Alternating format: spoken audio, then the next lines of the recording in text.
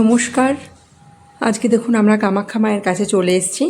আমরা কিন্তু বাড়ি থেকে বেরিয়েছিলাম 10:30 নাগাদ, কারণ বাচ্চা নিয়ে আসবো, অত ভোরবেলা কিন্তু সম্ভব হয়নি আসা।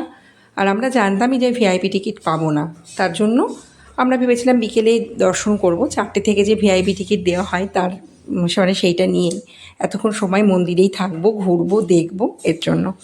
কিন্তু এসে দেখি লাকিলি আমরা কিন্তু টিকিট পেয়ে গেছি, ভিআইপি টিকিট।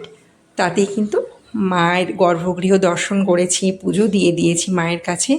দেওয়ার পরেই আমরা বাইরে এসেছি। তো সত্যি এটা মায়ের কৃপা না থাকলে হয় না যে একসাথে একটা টিকিট, দুটো টিকিট পাওয়া যায়, কিন্তু 3টে টিকিট পাওয়া এটা খুবই মানে ভাগ্যের ব্যাপার। তো এখানে অনলাইনে টিকিটের ব্যবস্থা আছে। তো আমরা যখন এসেছি তখন 7 দিন আগে যে সমস্ত টিকিট ছিল অনলাইনে সমস্ত কিন্তু বুক হয়ে গেছিলো। তো ভগবানের আশীর্বাদ না থাকলে এগুলো হয় না, মায়ের কৃপা ছিল। তো খুব ভালোভাবে পুজো দিলাম। আর মন্দিরটাও কিন্তু খুব ফাঁকা ছিল, যদি সকালে বৃষ্টি পড়ছিল, তার জন্যই সেটাই কিন্তু আপনাদেরকে আশেপাশে আমি দেখাচ্ছি। আর এটাই কিন্তু মেন মন্দির, মানে গর্ভগৃহ। তো দেখুন, গর্ভগৃহটাও আপনাদের সাথে কিন্তু শেয়ার করতে পারলাম না, এখান থেকে যতটুকু দেখানো যায় আমি দেখাচ্ছি আপনাদেরকে। এটা কিন্তু গেট, এর সামনে দিয়ে যে মন্দিরটা, সেটা মায়ের মূর্তি আছে।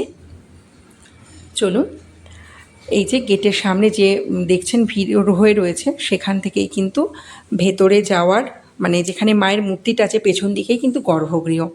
সেটাই আপনাদের সাথে একটুখানি দেখালাম। তো ওখান থেকে মানে ক্যামেরা নিষিদ্ধ আছে এখানে।